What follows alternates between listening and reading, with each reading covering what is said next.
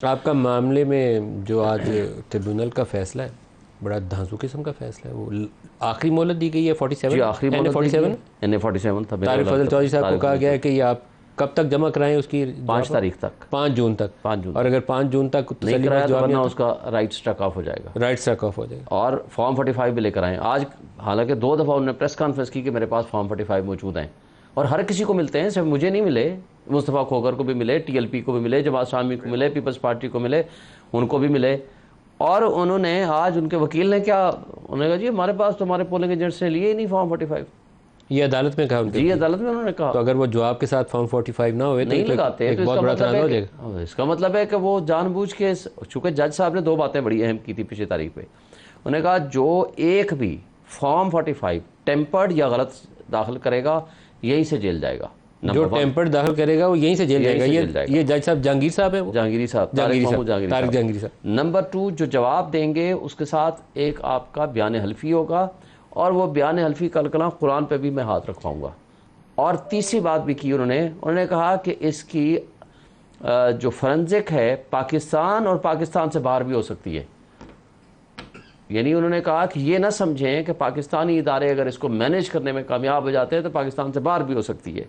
तो ये 3 चीज़ों के बाद अब वो भाग रहे हैं। NA 47 इसका मतलब है कि पहला टेस्ट आ रहा है 5 जून को। और ना उन्होंने जवाब दिया आज तक, ना उन्होंने फॉर्म 45 जमा कराए, ना उनकी नीयत है।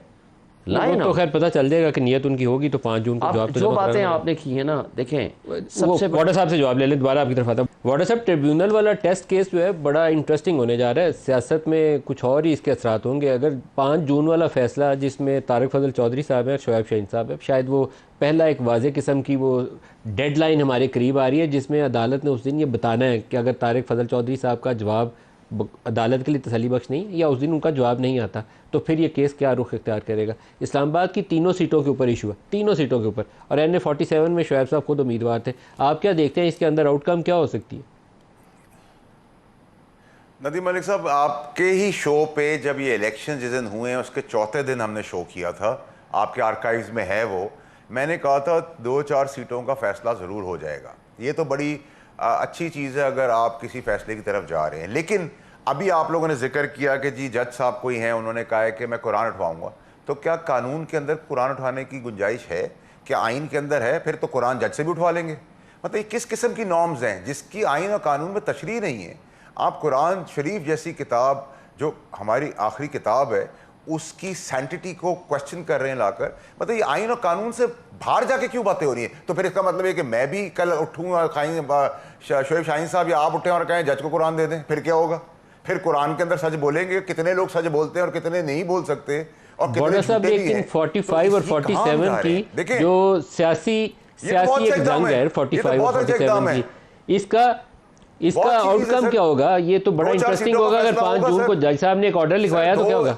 2-4 सीटों का फैसला होगा सर। 2-4-5 सीटों का फैसला होगा। मैंने आपके शो पे सर ईद के इलेक्शन के चौथे दिन या 5वें दिन किया, आप कल रिकॉर्ड निकलवा लीजिएगा सर। हाँ, ये 4-5 दिन तो नजर आ रहे हैं, 4-5 सीटें सर। ये तो देखिए प्लेइंग टू द गैलरी जो खेल है ना सर पूरे पाकिस्तान के अंदर जो चल रहा है, पुष्टपनाही हो रही है। अभी तो ये जो परसों इकदाम हुआ है, शोएब शाहीन साहब इसको बहुत इजी ले रहे हैं यू टर्न करके।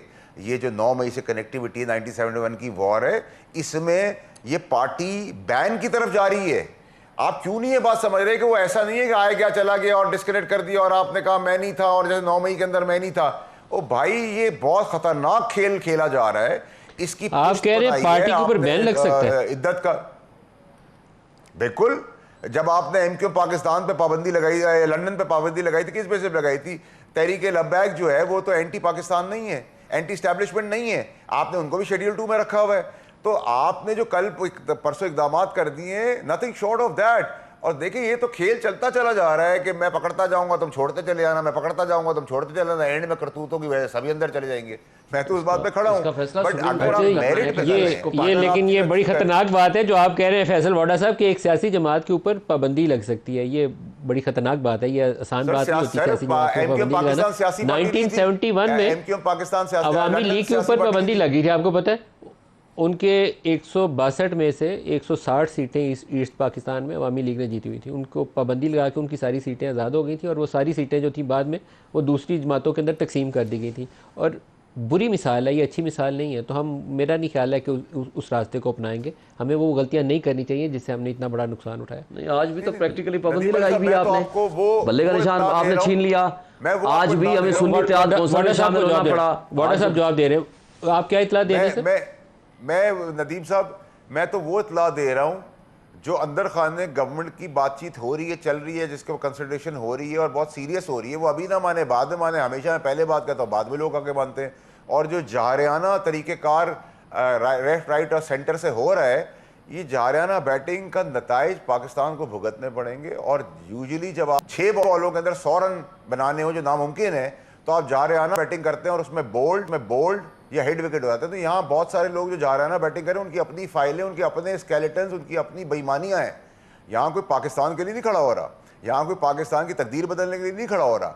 यहाँ सब अपनी चोरी, बेईमानी, अपनी फाइलों को छुपा के हीरोइज्म को आगे ले जाकर जारियाना खेल खेल रहे हैं, पुष्पनाई भी कर रहे हैं, आइन और कानून की बालादस्ती की बात भी कर रहे हैं, मीडिया की भी बात कर रहे हैं। इस सब के पैरामीटर्स को बड़ी दूर अंदेशी से देखने की ज़रूरत है मलिक साहब। और आइंदा आने वाले दिनों में जो सियासतदानों का भट्टा बैठना था, हम तो हैं ही 90% ख़राब लोग। हमारी फाइलें भी हैं, वीडियोस भी हैं, बाल बच्चों की इज्जत भी नहीं, हम जंगल में, हमारा सब कुछ हो गया। अब फिक्र वो लोग करें जिनकी अब आनी है, ये सब चीज़ें, फाइलें भी आनी है, वीडियोस भी आनी है, ये सब चीज़ों की फिक्र वो लोग करें। हम तो गुजर गए सियासतदान, और फाइलें और वीडियोस आनी है सर, लगाने की कोशिश करते हैं। फाइलें और वीडियोस किसकी आनी है सर? हमारे साथ तो जो होना था ना सर, अभी आप देखते चले जाए। अभी तो मैं देखे ना, जो बात मैंने की, मेरे पे इल्ज़ाम लग गया प्रॉक्सी का, सबूत अभी तक नहीं है। प्राइम मिनिस्टर साहब ने कल जाके बात की, एमएनएस ने बात की, 24 करोड़ लोग बात कर रहे हैं। आप क्या आप सबको बुला लेंगे? ये तो 24 करोड़ों का मसला है भाई, ये आदल इंसाफ का मसला। किसकी फाइलें और वीडियो आनी है वाडा साहब? और मैंने तो जो प्रेस कॉन्फ्रेंस, नदीम मलिक साहब, मैंने आपको कहा ना, सियासतदानों की जो होना था ना, हम तो गुजर चुके हैं इन चीज़ों से। अब हमारे पास खोने के लिए नहीं, कुछ पाने के लिए हम बेहतरी कर सके तो कर सके। अब बाकी लोग अपनी फिक्र करें, हमें अब फिक्र करने की जरूरत नहीं। हम अपने आप को ठीक कर सकते, क्योंकि हम तो 90% खराबी की तरफ जा चुके हैं एज सियासतदान। हम कोशिश करेंगे। ब्रेक ले लें, ब्रेक से वापसी और डिस्कस करते हैं हमारे साथ।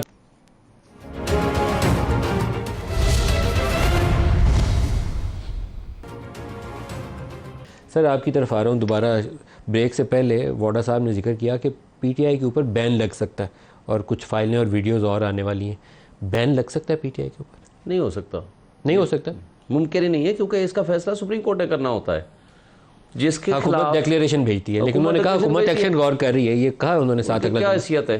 देखिए, पहली बात है प्रैक्टिकली तो बैन आपने कर दिया, इलेक्शन हमें नहीं लड़ने दिया, बल्ले का निशान हमसे छीन लिया।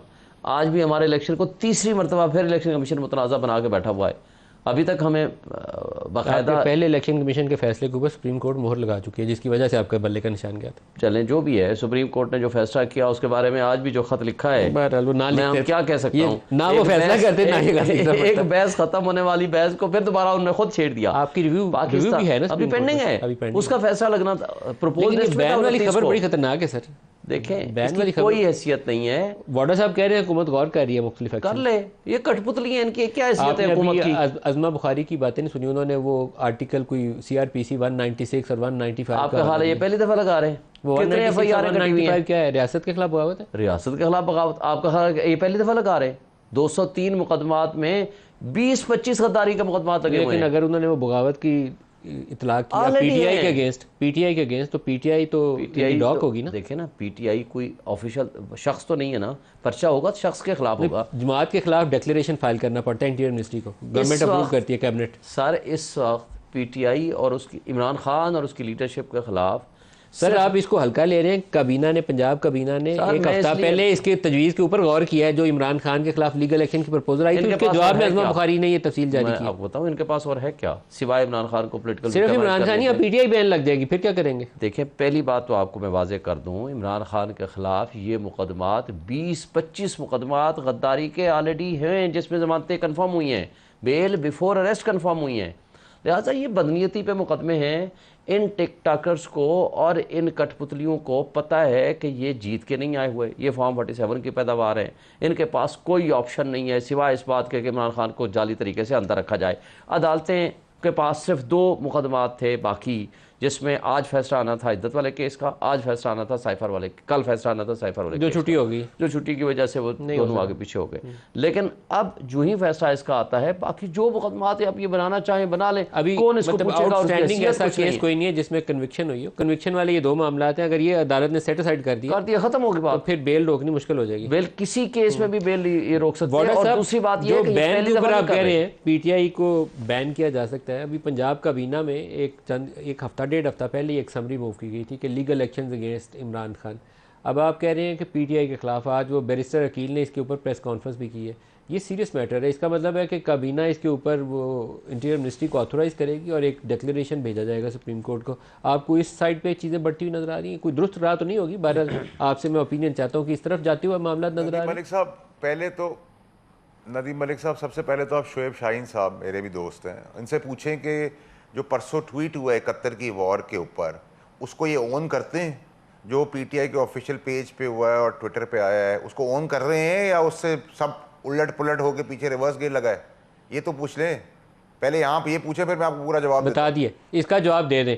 इसका जवाब हमारे चेयरमैन गौर साहब कल ऑफिशियली दे चुके हैं। उन्होंने ये तो नहीं कहा कि हमारा अकाउंट नहीं है, उन्होंने कहा इमरान खान उसे मैनेज नहीं करते। बस सिंपल वही हमारा नहीं, अकाउंट तो आपका ही है ना। पीटीआई जो हमारे चेयरमैन ने ओपिनियन दे दी हम उसी के ऊपर रहेंगे। और दूसरी बात, मुझे एक बात और बता दें। तो इसका मतलब ये है कि आपके पाकिस्तान का, एक मिनट सर, एक मिनट वाला साहब, मैं बात मुकम्मल करूँ। पाकिस्तान के एक जुडिशल कमीशन, एक ऑनेस्ट कॉम्पिटेंट सीनियर मोस्ट जज की सरबराही में कमीशन बना, उस कमीशन को आपने पब्लिश भी कर दिया और उसके रिपोर्ट पढ़ने के ऊपर, मैंने वो नहीं ट्वीट नहीं पढ़ी कि क्या आया, उस रिपोर्ट के पढ़ने से 3-4 बातें आती हैं। नंबर 1, जिंदा कौमें हमेशा माजी की गलतियों से सबक सीख के आगे चलती हैं। नंबर 1, अदलिया उस वक्त आज़ाद नहीं थी। नंबर 2, आइन मुअत्तल था। नंबर 3, कानून एक बांदी बना हुआ था चंद ताकतवर लोगों के हाथों में। नंबर 4, जमहूरियत को ढकोसला बना दिया था। जमहूरियत के मुताबिक चलने की बजाय आपने उठा करके ऐसे लोगों के हवाले कर दिया। लेकिन आज भी, मैं सिर्फ आखिरी बात, आज भी आपके ये 4 मसाइल हैं। अदलिया आज़ाद होने की कोशिश करती है, उसको इंटरफेयर करते हैं। पाकिस्तान की तारीख में पहली मरतबा तमाम हाई कोर्ट्स ने लिख के दिया है कि हमारे रास्ते में रुकावट इंटेलिजेंस एजेंसीज़ हैं और जब हम उनको इनकार